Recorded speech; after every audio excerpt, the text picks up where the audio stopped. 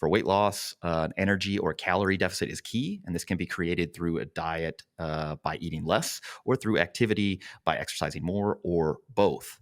Now, there are two main reasons why increased physical activity, increased exercise is not our predominant or favored method for weight reduction, especially in those who are already active. Now, again, this is the Barbell Medicine Podcast. We are big fans of exercise, including those that don't involve barbells, believe it or not. But the reason why we favor using a more diet centric approach rather than increased physical activity, especially for those who are active, is because it doesn't work that well. So these two main reasons. First, energy expenditure is usually compensated to some degree by reduced metabolism and reduced non-exercise activity, but also by an increase in energy intake so that individuals tend to remain in energy balance. So if you take a person like Austin and you said, hey, look, I want, you should, do an extra 60 minutes per week of cardiorespiratory exercise, so endurance training to lose weight. What his body would do to some degree in response, he would likely become a little hungrier on average and likely consume more calories, and other non-exercise activity, the sort of calories would go down.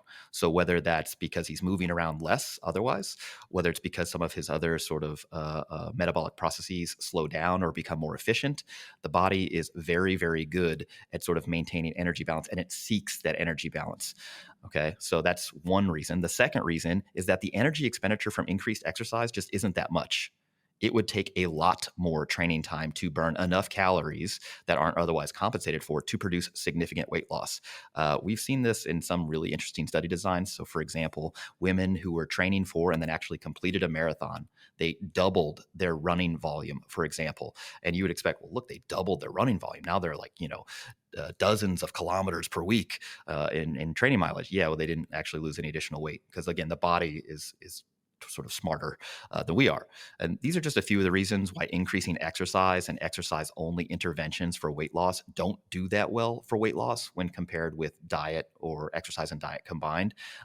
You can look at the scientific literature. There's a bunch of sources that I put in the show notes that will kind of support this. But the predicted amount of weight loss from X amount of calories being burned during exercise just doesn't pan out. And again, lots of variation between individuals, but generally speaking, the body tends to compensate on multiple levels to sort of reduce the deficit that you would otherwise create from just exercise only.